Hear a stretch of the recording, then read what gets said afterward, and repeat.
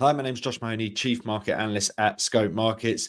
This Wednesday sees the latest US CPI report coming out in the wake of a jobs report that really failed to define whether we should expect 25 or 50 basis points worth of cuts from the Federal Reserve this month. Will the US CPI reading do exactly that?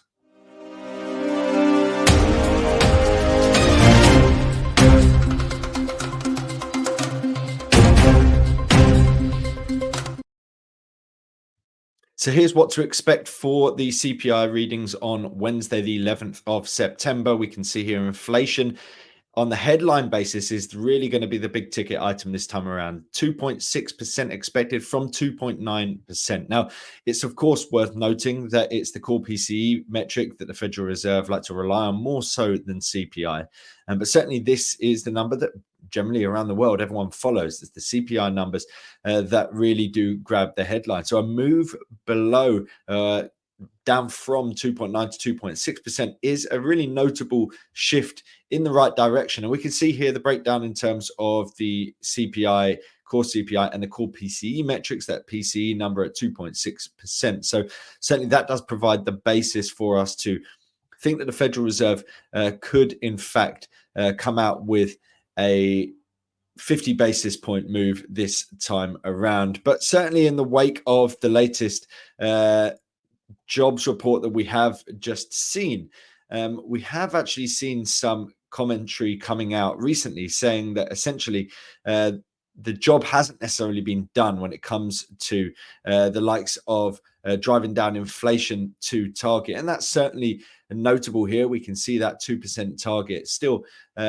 not necessarily out of reach, but certainly out of reach for the time being. And with the fact that we're not necessarily at or around that 2% target, there's a big question mark around whether it would be justified for them to suddenly come out with a big oversized 50 basis points cut this time around. But if we do see inflation start to move in a more dramatic manner, as is expected here with a potential 2.6% reading on the headline CPI, could that provide the basis for markets to start expecting that big 50 basis point cut this time around? So here's the breakdown in terms of headline inflation. And like we can see, it's down to base effects as to why we might see that big decline in terms of headline inflation. You can see it on the middle section to the left, 0.512. That's the figure that's going to be stripped out this time around. And in actual fact, this is the biggest sort of beneficial month when it comes to base effects over the course of the coming year, because as you can see, it's the highest reading that we have seen on a monthly basis for the last 12 months. So 0.512 is stripped out. We can look at the last 3 months and say, well, we've also seen some relatively low figures, certainly below that target rate that we're looking at in terms of the monthly inflation metric, which is, I think, 0.16 recurring. As long as we remain below that, then we're on target to reach the 2% target. Well, what we can see here is that from December through to April, we saw figures well above that level. And so that's indicative of inflation that is going to remain above target. But as we get into next year and certainly get through Q1, it's a good chance we do get back down to target. Might not necessarily happen right now. And when it comes to the big move lower in terms of inflation, this is the month, because we've got 512 this time. We've got 0.36 next month, so we could see a bit further downside.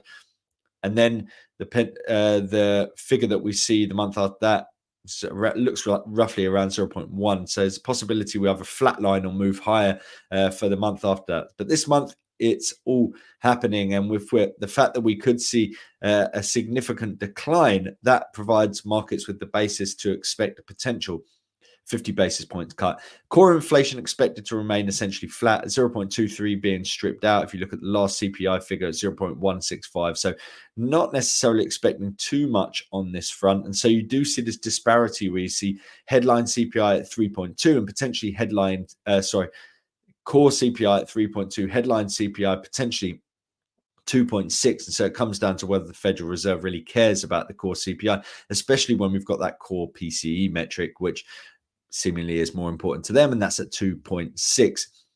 This is something worth noting, right? So with the recent decline that we've seen in terms of expectations for US economic growth, i.e. calls for a recession because of the fact that we've seen that SARM rule triggered with the rise in terms of unemployment. That has really driven downside moves in terms of US crude. And so energy prices declining are actually beneficial here, right? So, generally weak energy prices are indicative of an expectation of a weak consumer and weak global economic growth, weakness in China, weakness in terms of the US consumer. Yes, so that can mean that downside in terms of oil prices goes hand in hand with risk off sentiment when it comes with markets. Nonetheless, it also goes hand in hand with potential downside in terms of the monthly basis for inflation because, of course, that energy element declines. So as we've got here, we've got the month on month CPI figure on the right hand side. Essentially, it's the green line. And so we've been seeing recently the energy element really driving inflation lower. And bearing in mind, we've got already a big number that's being stripped out from previously, right? 0.512 being stripped out. And so we look at last time, 0.155. Well, we can see that drawn on here. It's the latest point on the green line, 0.155. But as we can see, crude oil heading significantly lower of late. So there's a good chance we see that figure coming in lower than 0.155. So there's a possibility we could potentially get that headline CPI figure down to maybe 2.5, right? Which again would really steal the headlines about this big disinflation move happening in the US and potentially facilitating that 50 basis point move from the Federal Reserve. That's if it happens, of course. Maybe it doesn't. Maybe we see inflation coming in above expectations. But certainly the move we've seen in terms of energy prices would point towards a strong possibility that we do see that downside move in terms of the headline inflation. Now, a third of CPI comes down to shelter, right? And what's notable about shelter when it comes to the CPI way of measuring it is it's very lagging. So you can see here that inflation, in a number of ways of looking at it, all topped out some way before that light blue line topped out. So we've got that, it's turning it like a tanker or a lorry. It's very slow to turn, but once we do see it turn, it's generally not the kind of thing that's very volatile in its nature. It's slow moving, but continues on that trajectory for some time. So there's an expectation that with a third of CPI being driven by shelter, the expectation is that we're going to continue to see that decline and putting downward pressure on inflation going forward. So that provides the basis for that disinflation move in both core and headline inflation. But you can see here, if you take out shelter from the core reading, we're at 1.77. So certainly if you were to say, the outlook for the Federal Reserve, if they're stripping it down and saying, okay, we think the shelter is already heading in the right direction and maybe it is lagging, so let's get rid of shelter, you can see downside moves across many of these metrics. But when you take out shelter, you can see a significant figure well below that 2% target. You can't strip it out entirely because, of course, it's in there. It's a third of it for a reason, because it means a lot, right? If you look at the end of the month, where's most of your money gone? A lot of it has gone on your property and just having a home to live in. So it is notable, but the point is that it's heading in the right direction. And if you, as many people, think that it's too lagging in nature, the way that it's calculated under CPI, then many will be able to discount that to a greater degree than the CPI figure takes into account. Now, this is one way of looking at it. You've got the Cleveland Fed's new tenant rent index. So that is a lot more up to date. And that's moved into negative territory. That's around, I think it's minus 1.3, something like that. And then you've got that owner equivalent rent, which makes up the vast majority of that shelter component. And you can see there is a much more dynamic move between in terms of that new tenant rent index. You look at the left-hand side of the chart, a lot more volatile, right? We don't necessarily see that so much in the owner equivalent rent. And so you're likely to see the orange line generally follow the big trends within the Cleveland Fed metric, but not necessarily those small moves. And so the big move down into negative territory highlights the future for owner equivalent rent And so this points towards that shelter component continuing to move lower and inflation continuing to move lower. So if you've got two major elements, you've got a third of CPI coming into shelter, and as we can see here, the expectation is it will continue to decline. We've also got energy prices, which, okay, energy as a percentage of CPI may not be a huge amount, but energy goes into all of these different factors and facets of inflation. If you're talking about, how much a company is charging or how much someone demands in terms of their wages, all of these different things necessitate travel, deliveries in terms of people getting to work, logistics. It all comes down to fuel to be able to essentially pay for it. So higher energy prices just uplifts, provides an uplift to so many different elements of inflation, even beyond just saying what's the absolute price of energy right now. So downside move for energy is certainly positive for a wide range of elements within inflation, and it does have a lot more pervasive impact than maybe would be seen if you're looking at what percentage of the CPI metric comes down to energy. So a number of factors that are driving down inflation. We've got inflation expected to come down at 2.6, but there's a good chance it could come down to 2.5 even potentially, considering that that energy move. And so, this does provide the basis for that disinflation trend to continue and people to feel more confident about the potential for a double rate cut. So this is the expectation coming into the payrolls release. We haven't really seen much of an update since. And essentially, markets undecided. They don't necessarily know whether we're going to see a 25 basis point cut or a 50 basis point cut. And arguably, if you look at the breakdown of the jobs report, you could say, it's not the end of the world because we saw an upside move in terms of payrolls, but it came in significantly below expectations. So a little bit of something for everyone on that front. And then we saw unemployment. Of course, last month we saw that jump up to 4.3, but that's moved down to 4.2. So it eases concerns about that recession that everyone's potentially calling for at the moment.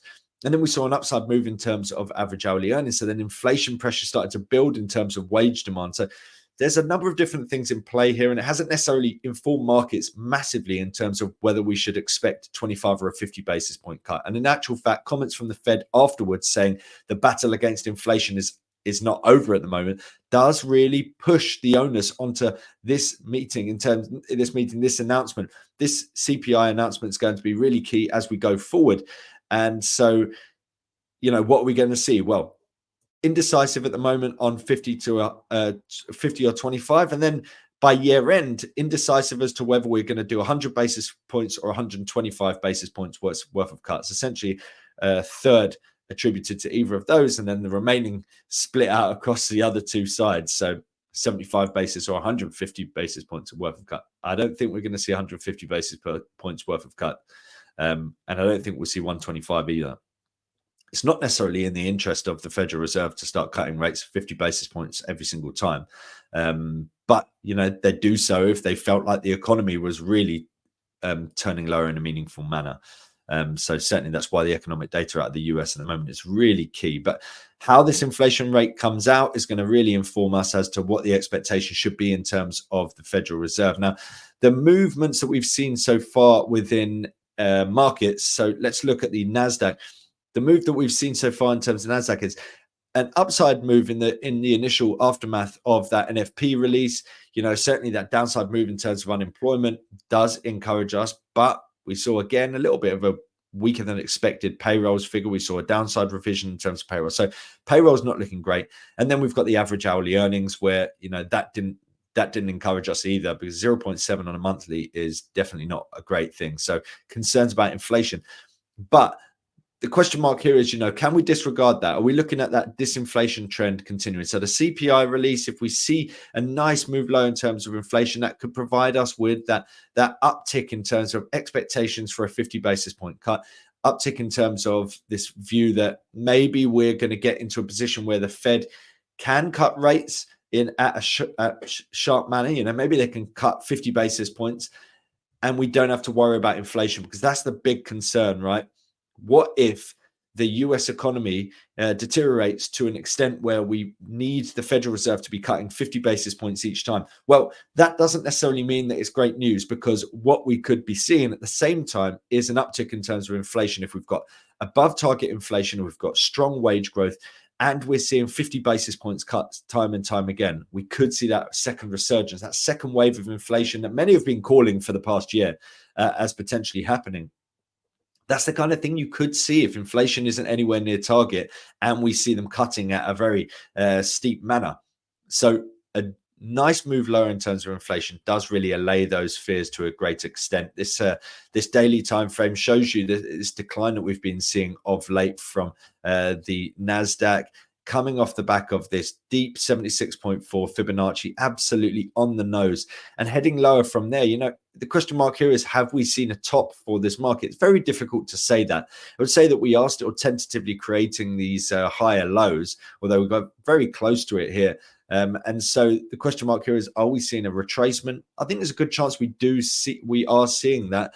And so we'll just take a little look from a fib perspective and see, where could we potentially come into, even if we're kind of seeing a deep retracement here. And so I'll just put on the 61.8. I'll put the 50 on because it's the nearest term. So we've broken through the shallow retracements. We're heading down towards the likes of the 50, which is 185, 185 kind of region. There we go. 185.90s, and then we've got the 61.8, 182.74, and very deep 177.80, which is 76.4 fib. I mean, ultimately, you can see here very clearly we've got this downtrend on the 4-hour chart. So this is the chart you want to watch. And if we see a break up through this near-term resistance level, which is 190.108, that's when it looks like the sell-off is over and we can see the bulls coming back into play once again. But certainly, if we see a really sharp move low in terms of inflation, it can give us greater confidence that that's what's happening. Here is the dollar Swissy charted against the US 10-year yield. And so the decline that we've been seeing in the US 10-year has been driving dollar Swissy lower. And, it's worth noting that, yes, the SNB have already been cutting interest rates. They're already way below all the other major central banks when it comes to their rates. But they've got 3 cuts left in them, according to markets, and then that's it. And then so you're looking at sort of differentials. And at the same time as we're seeing the Japanese yen strengthening as the US dollar is weakening, and that comes off the back of higher expectations of rate cuts from the Fed and the expectation that we could see a couple of hikes from the BOJ. It's that same sort of relative relationship that's playing out here. So if we were to see further downside in terms of the US 10-year yield, which generally would come with potential weak economic data, potential expectation of more rate cuts from the Fed, then you're looking at the potential for further downside here for the US dollar against the Swissy. We've seen, let me just get rid of that 10-year, we've seen this latest pop post NFP into the 76.4 fib and now starting to roll over once again. So the trend is your friend, and on this occasion you can see deep fib retracements time and time again. If we see over the near term a rally up through that 0.849, let me just get rid of that, 0.849 swing high, then it points towards the possibility of a pop up towards this next resistance level, which, as we can see on a 4-hour chart, is up here, 0.853. Now we'd need to see that level broken to potentially point towards this wider downtrend coming into question. Until that happens, near-term upside looks likely to be faded once again. And certainly it comes down to expectations. We'll see weak jobs data coming into play. Then we're going to see expectations of a 50 basis point cut in September from the Federal Reserve. And in all likeliness, in my mind, that should provide weakness for the US dollar against the Swiss franc. So plenty to play for here. Certainly, coming into the jobs report, everyone have been saying no one cares about inflation now. Everyone cares about jobs. Well, we've seen the jobs data. It hasn't necessarily cleared everything up. And instead, now we're seeing comments from the Federal Reserve that are saying that the battle against inflation has not necessarily been won, and therefore all eyes on US CPI as we head into Wednesday's key release.